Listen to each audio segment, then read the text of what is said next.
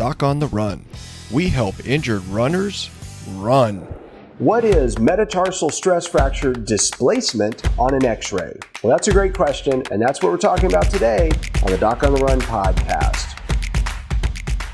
If you're a runner and you get a stress fracture, you're obviously trying to get back to running as quickly as possible. You're probably not really worried about what it looks like on the x-ray, but your doctor might get an x-ray to try to get a better idea of how long it's going to take you to heal or what's going to be required to get it to heal.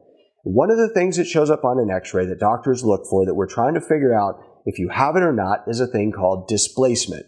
And I want to talk to you about what that really means. Now, to help you understand what displacement really means, I have got a PVC pipe, and I took it and I cut it to simulate a fracture. And where did this idea come from? Well, I got a call from a runner. He had a stress fracture, wasn't healing, and what he did was the right thing, and he called for a second opinion. And one of the things that he didn't understand was this x-ray report that he got. He hadn't looked at the images, but he did look at the x-ray report, and it said that he had 2 millimeters of displacement of the fractured metatarsal bone without angulation. And so in this episode, I'm going to try to explain to you the same way I explained to him what fracture displacement really means and how it shows up on the x-ray in a runner. Displacement means it's in the wrong place.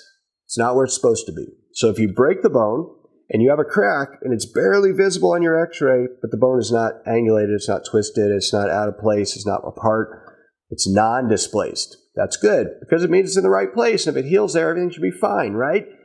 Things go bad when it's in the wrong place.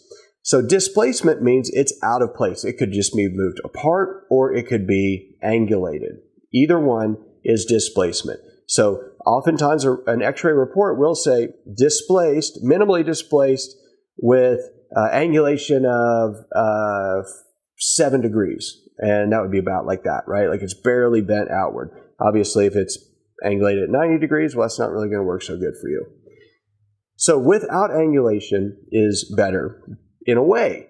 But if you think about this, if it's angulated and it says that the part of the cortex is touching, like this example, and part of it is not touching, like down here, well, at least it's going to start healing here quickly, but it's in the wrong position. So you kind of want it in the right position. In that case, the doctor might actually try to put it back in place by injecting your foot to make it numb and then pushing the bone back in place and then splinting it, casting it, or putting you in a fracture walking boot to hold it still. Displacement of the amount of displacement matters. So when you pull it apart, obviously the closer it is together, the more likely it is to heal. There are lots of different criteria we use to determine what's really bad with displacement and what's acceptable with displacement. In general, less than 2 millimeters of displacement is acceptable. So 2 millimeters is not very much. So if it's real close together, it's only about 2 millimeters apart, and generally that's okay. There are certain places and certain bones where more displacement may be tolerated. The shaft of the 5th metatarsal, it can actually be further apart and still heal and connect and turn into solid bone again than some other areas of your foot. But in general, it's 2 millimeters. So displaced just means apart. Angulated with displacement is worse, and more than 2 millimeters is generally speaking bad, but it depends on the position. So listen to what your doctor says.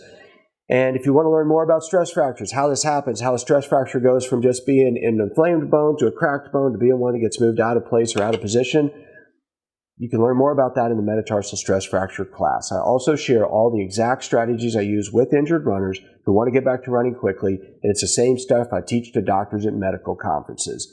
You can get it for free at docontherun.com/stress-fracture-masterclass. So come sign up, and I'll see you in the training. Doc on the Run. We help injured runners run.